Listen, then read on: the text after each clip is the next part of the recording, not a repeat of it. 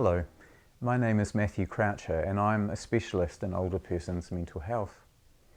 We're going through thinking about how alcohol might affect different parts of the body to weigh that up for ourselves. Can there be any parts of the body that we haven't talked about yet? Well, there are two that I want to finish up with. I want to talk about the pancreas, which is something that perhaps we've heard of but we've got no idea what it does or even where it is in our body. And the other is the breast. Let's just think about the pancreas first. So it's a little wee organ about that large. It's hidden away behind the stomach, under the ribs, kind of deep inside your body. What does it even do? Well, the pancreas is connected to our gut. It's all about how we're handling and digesting food and coping with all the things that we eat. One of the main jobs is it makes all the enzymes that go into our tummies to help digest the food so that our bodies can use them. There's some serious enzymes in there that will melt just about anything. The other thing that our pancreas does is it makes insulin, which, as you know, is the hormone that controls how our body handles sugar. And insulin is the one that's a problem for people with diabetes.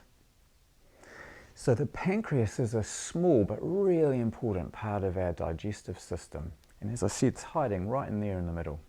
Now, what's that got to do with alcohol? Alcohol causes pancreatitis. That's the bottom line.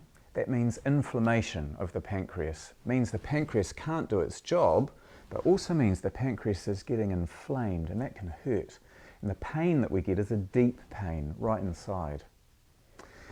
Now, we don't understand why alcohol causes pancreatitis. We just know that it does. High doses can, for reasons that no doctor understands yet, bring on a sudden attack of pancreatitis, acute pancreatitis. That's not so common, but when it happens, it's really serious. The pancreas starts eating itself, and that can leak out and cause quite bad damage to all the internal organs that are around the area. This is kind of emergency hospital, even intensive care pancreatitis.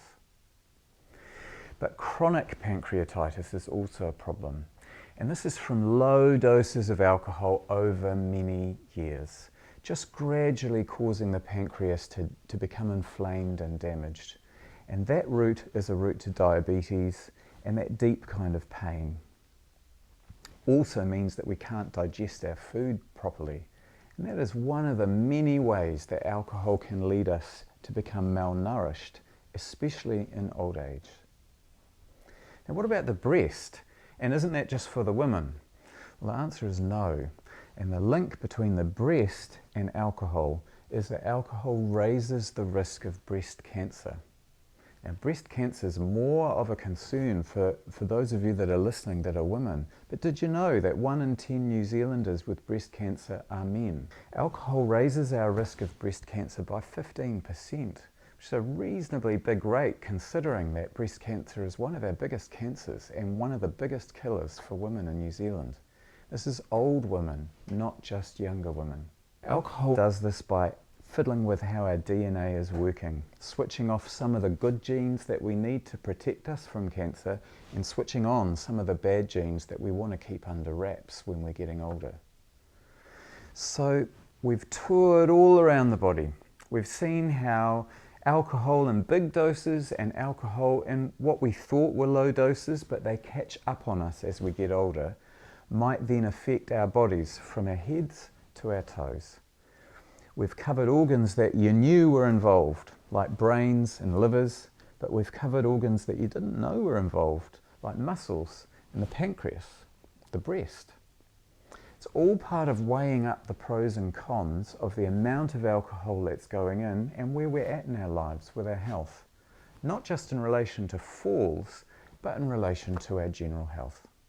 Next time, we're going to think about our final topic, which is not our bodies per se, but thinking about some of the special ways that alcohol can interfere with our social lives, how it can interfere with who we are as people as we get older in a different way from how alcohol can affect us in younger lives. You might remember that I said younger people with serious alcohol problems come in contact with the courts. Well, that's not really what happens to older New Zealanders that often. So it's a different story. We'll talk about that next time.